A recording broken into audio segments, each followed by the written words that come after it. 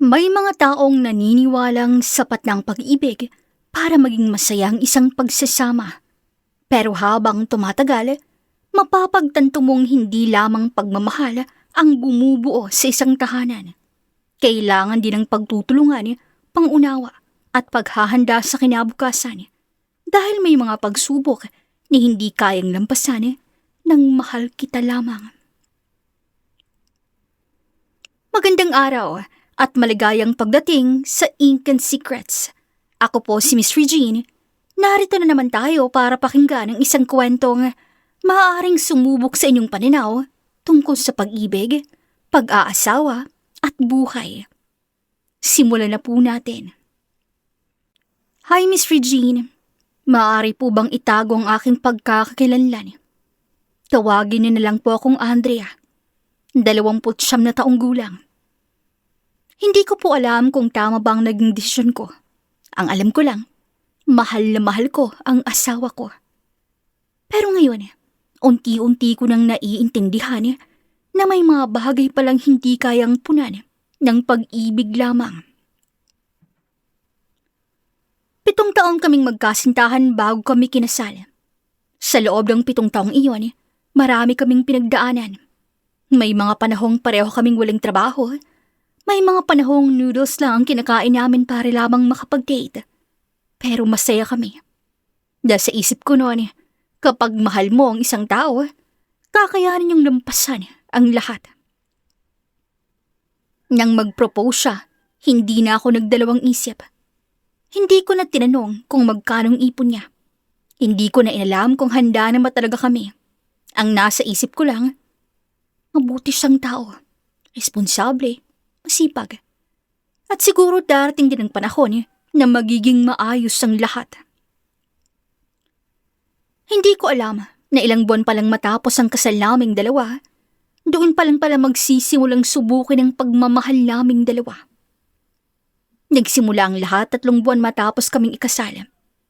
Isang gabi habang nagbabayad ako ng mga bills gamit ang cellphone ko, napansin kong halos wala nang natira sa savings account namin. Napakunotno ako. Imposible. Kakasahod lamang naming pareho. Love, nabawasan ba yung savings natin? Saglit siyang natahimik bago ngumiti. May binayaran lang ako. Ano? Yung utang ni Mama. Tumango ako. Wala namang masama ron. Pamilya niya yun. Pero nang sumunod na buwan, ganun na naman ang nangyari. May nawala na namang pera. Love, saan na naman ba napunta? Kay Bunso. Bakit? Nawalan kasi siya ng trabaho eh. Muli akong umintindi. Hanggang sa naging buwan-buwan na. Minsan sa nanay niya, minsan sa kapatid, minsan sa tito, sa pinsan. Parang bawat sahod niya may nakaabang ng hihiram. Dumating sa punto nga ako na lang halos nagbabayad ng renta, kuryente, tubig, internet, at pati hulog ng motor. Hindi ako nagreklamo. Asawa ko siya. Akala ko pansamantala lang. Pero isang gabi, tuloy na ngang napuno ang pasensya ko. Nagbukas ako ng ref para kumuha ng maiinom. Halos wala ng laman iyon. 2 itlog na lang, 1 bote ng ketchup na paubos na, at kalahating pitsyel ng tubig. Napaupo na lang ako. Kinabukasan pa ang sahod, pero wala na kaming perang pambili ng aming pagkain. Nang gabing yun, umuwi ang asawa ko na may bitbit na 2 paper bag. Napangiti ako. Akala ko nag-grocery na siya. Pero paglapag niya sa mesa, mga branded na sapatos ang laman. Love, sale kasi. Hindi ako agad nakapagsalita. Saan mo binili yan? Naka-credit card naman. Credit card? Oo, babayaran na lang next month. Napahawak ako sa noo. Love, wala na nga tayong bigas Pero may bago akong sapatos?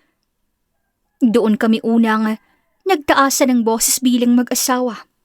At sa gitna ng pagtatalo namin, may nasabi siyang hinding-hindi ko makakalimutan. Bakit ba puro pera na lang iniisip mo? Akala ko ba nung pinakasalan mo ako, Sapat ng pagmamahal. Hindi na ako sumagot. Tahimik akong pumasok sa kwarto. Doon ko unang naramdaman na may mga luhang hindi mo kayang pigilan kahit gaano mo pa kamahal ang isang tao. Kinabukasan nag-sorry siya. Yumakap siya sa akin. Pasensya ka na. Nabigla lang ako. At dahil mahal ko siya, pinatawad ko siya. Paulit-ulit, hanggang sa hindi ko na mabilang kung ilang beses kong pinatawad ang parehong pagkakamaling yun. Nag-overtime ako. Tumanggap ng sideline. Minsan hindi na ako bumibili ng gusto ko para lamang makabayad kami sa mga bayarin. Samantalang siya, kapag may sobrang pera, may bagong gadget, may bagong sapatos, may bagong relo. At kapag may humihingi ng tulong sa pamilya niya, hindi siya marunong tumanggi. Sinabi ko sa sarili ko, baka face lang to. Baka kapag nakaipon na kami, magbabago rin siya. Pero habang ako ang pilit bumubuo ng pangarap naming dalawa, siya naman ang unti-unting inuubos ang pundasyon nito. Napansin na rin yun ng mga kaibigan ko. Tuwing nagkikita kami, iisa lang ang sinasabi nila. Andrea, hanggang kailan mo siya bubuhatin? Hindi ka na asawa ha? Para ka ng sugar mommy. Para saan pang kasal kung pamilya pa rin ang unang laging inuuna?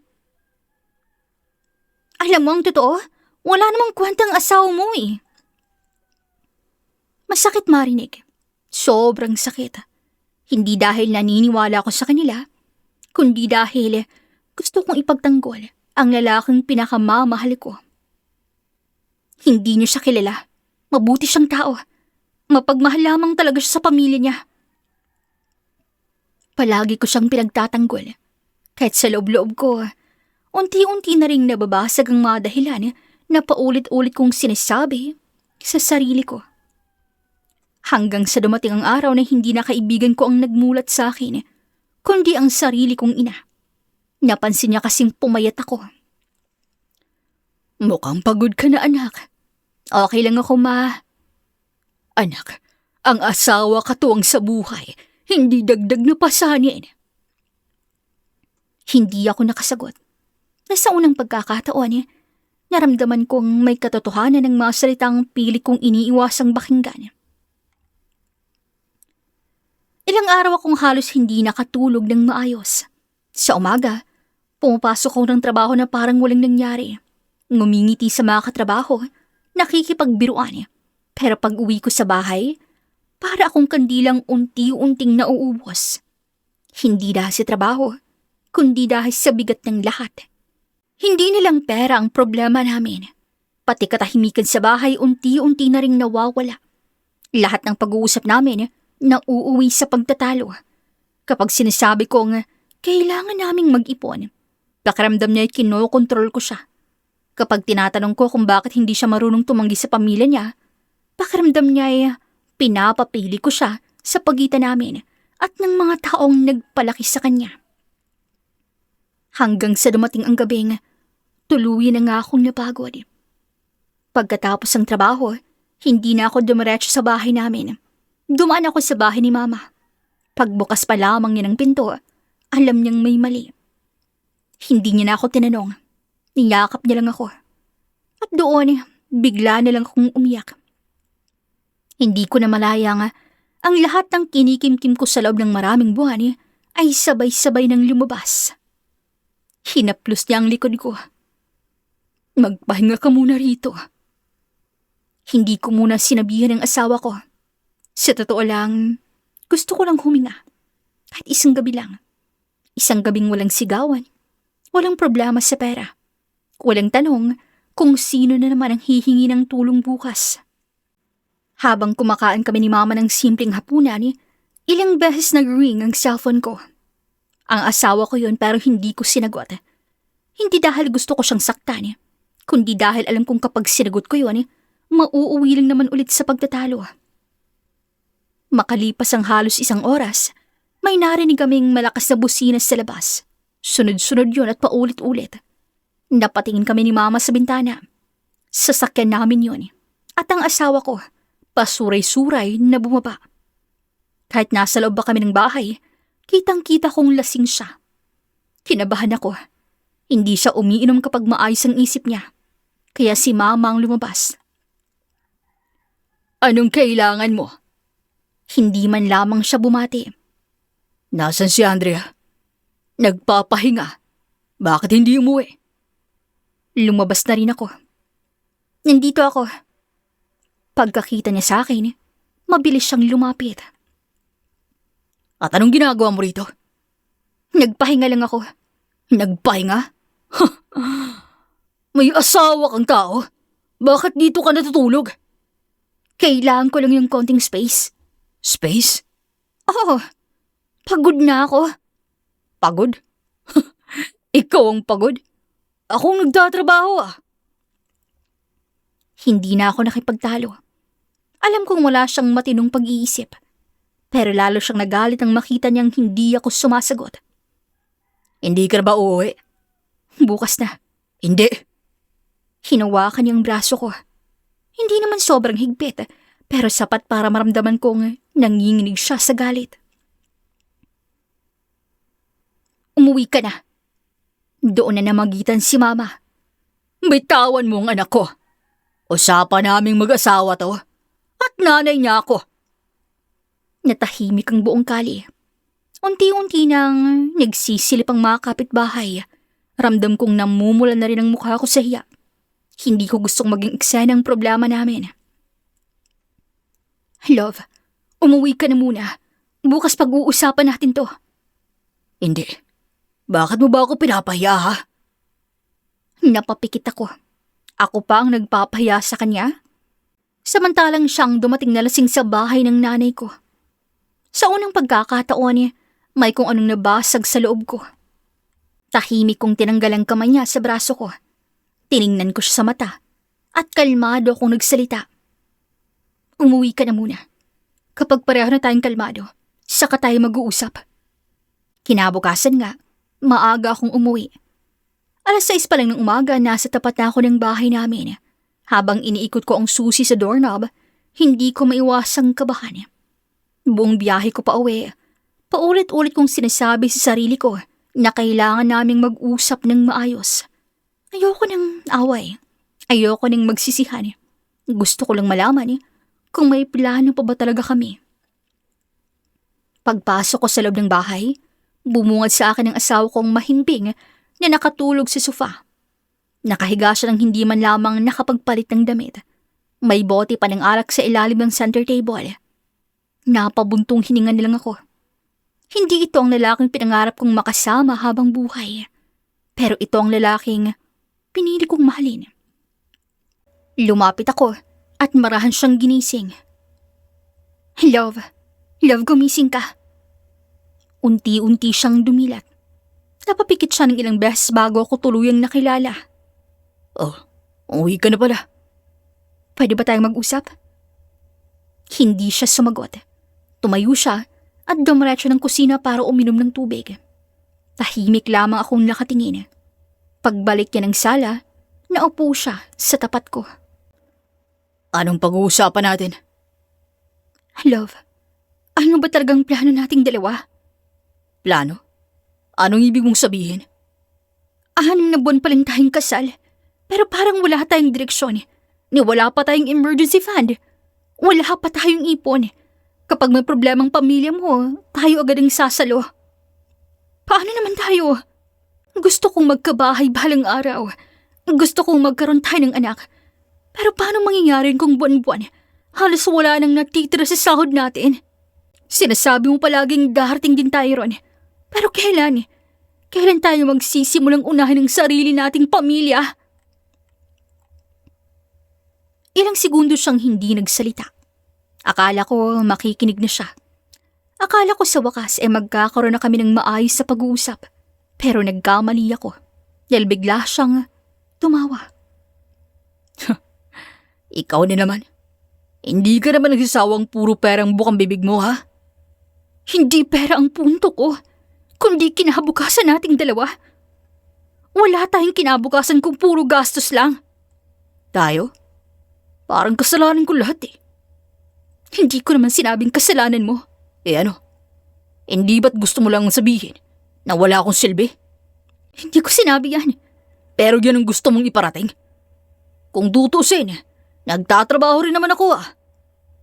Oo nga. Pero saan napupunta ang sweldo mo? Hindi siya nakasagot. Hindi ko hinihiling na pabayaan mo ang pamilya mo. Ang hinihiling ko lang, huwag mong kalimutang may pamilya ka na rin. Bago pa siya makasagot, may malakas na katok sa aming gate. Nagkatinginan kami. May tao, sabi ko habang tumatayo. Pero bago pa ako makalapit sa pinto, mabilis niya iyong hinarangan. Ako na. Napansin kong bigla siyang kinabahan. Binuksan niya ang pinto ng bahagya. May lalaki sa labas, nasa 50 anyos, nakasimangot. Kahit mahina ang boses nila, rinig na rinig ko ang sinabi nito. Pare, isang buwan na kitang pinaghahanap ah. Boss, pag-usapan natin muna to. Wala nang pag-uusapan. Singilin mo na lang po ako sa susunod. Hindi. 6 na buwan na kitang binibigyan ng palugit. 100,000 pesos ang utang mo. Parang tumigil ang oras. Napatingin ako sa asawa ko. Unti-unti siyang namutla samantalang ako parang nawala ng hangin. 100,000 piso? Hindi ko alam ang utang na yun. Wala siyang nabanggit. Love, anong sinasabi niya? Pero hindi siya makatingin sa akin. At doon ko unang naramdaman na baka ang lahat ng problemang alam ko ay simula pa lamang pala ng mas malaking katotohanan matagal niya nang itinatago. Nang marinig ko ang halagang 100,000 piso, pakiramdam ko ay tuloy nang gumuhang lahat ng pinanghawakan ko. Napatingin ako sa asawa ko, pero hindi siya makatingin sa akin. Doon ko napagtanto na hindi lamang pala perang itinago niya, pati na ang katotohanan niya, pati ang mga problemang dapat sana'y magkasama naming hinarap. Pagkaalis ng lalaking naniningil, ilang minutong katahimikan ang namagitan sa aming dalawa. May iba pa ba akong hindi alam? Hindi siya agad nakasagot. Paulit-ulit siyang humihingi ng pasensya. Sinabi niya ang balak din naman daw niyang sabihin sa akin ng lahat. Pero hinihintay lamang daw niya ang tamang panahon. Napangiti ako. Dahil napagtanto kong wala na pala talagang tamang panahon para sa mga kasinungalingang matagal nang itinago. Sa unang pagkakataon mula nang ikasal kami, inilabas ko ang lahat ng kinimkim ko. Sinabi ko kung gaano ko napagod, kung ilang gabing umiiyak akong mag-isa, kung ilang beses kong ipinagtanggol siya sa pamilya at mga kaibigan ko, kung ilang pangarap ang sinantabi ko para lamang mapanatili ang pagsasama naming dalawa. Sinabi kong pagod na ako maging asawa na ako lang ang lumalaban. Pagod na akong umintindi. Pagod na akong umasa na balang araw, kusa siyang magbabago. At bago pa siya makapagsalita, nasabi kong mga salitang matagal ko nang kinatatakutang bitawan. Sana hindi na lang kita pinakasalan. Nakita kong napaluha siya, pero sa pagkakataong yun, mas pinili kong kaawaan ang sarili ko, kaysa maawa na naman sa kanya. Kinuha kong ilang damit ko, ang mahalagang dokumento, at tahimik akong lumabas ng bahay. Hindi na ako pinigilan, pero alam kong sumunod siya. Pagdating ko sa bahay ng mga magulang ko, agad siyang dumating. Paulit-ulit siyang humihingi ng isa pang pagkakataon. Nagmakaawa. Nagsabing magbabago na raw siya. Pero bago pa siya makalapit sa akin, lumabas ang tatay ko. Narinig ko ng lahat. Kung mahal mo pang anak ko, hayaan mo muna siyang huminga. At kung hindi ka aalis ngayon, kami na mismong maghahain ng restraining order laban sa'yo. Hindi na siya nagsalita. Tahimik siyang umalis at yun ang huling beses na nakita ko siya. Makalipas ang ilang linggo, nagsimula na akong magproseso ng annulment. Alam kong mahabang proseso yun. Alam kong hindi yun matatapos sa loob lamang ng ilang buwan. Pero sa unang pagkakataon, pakiramdam ko, may direksyon na muli ang buhay ko. Habang hinihintay kong desisyon ng korte, tinanggap kong oportunidad na magtrabaho sa ibang bansa. Hindi para takasan ang nakaraan, kundi para buuin muli ang sarili kong matagal kong napabayaan. Unti-unti akong bumangon. Unti-unti akong natutong unahin ang sarili ko. At unti-unti kong napatunayang hindi pa pala huli ang lahat. Hindi man natupad ang pangarap kong mabuo ang pamilya na noon ay pinapangarap ko. May pagkakataon pa rin pala akong bumuo ng panibagong buhay. At sa pagkakataong yon, kasama na ang sarili ko. May mga pagkakataon talaga na ang pinakamahirap na desisyon ay siya ring magliligtas sa atin. Ang pag-alis ay hindi palaging nangangahulugang sumusuko. Minsan, ito ang paraan para iligtas ang natitira mong respeto sa sarili, ang kapayapaan ng isip mo at ang kinabukasang matagal mo nang ipinagpapaliban. Hindi sapat ang pagmamahal kung iisa lamang ang lumalaban. Ang pag-aasawa ay hindi lamang tungkol sa pagmamahalan, kundi tungkol sa pananagutan, pagtitiwala, at sabay na pagbuo ng pangarap. Maraming salamat sa inyong pakikinig. Kung nagustuhan ninyo ang kwentong ito, huwag kalimutang i-like ang video, mag-subscribe sa Ink and Secrets at i-click ang notification bell para hindi nyo mamiss ang ating mga susunod na kwento. Ako po si Miss Regine at ito ang Ink and Secrets, kung saan ang bawat kwento ay may lihim at bawat lihim ay may aral. Hanggang sa muli!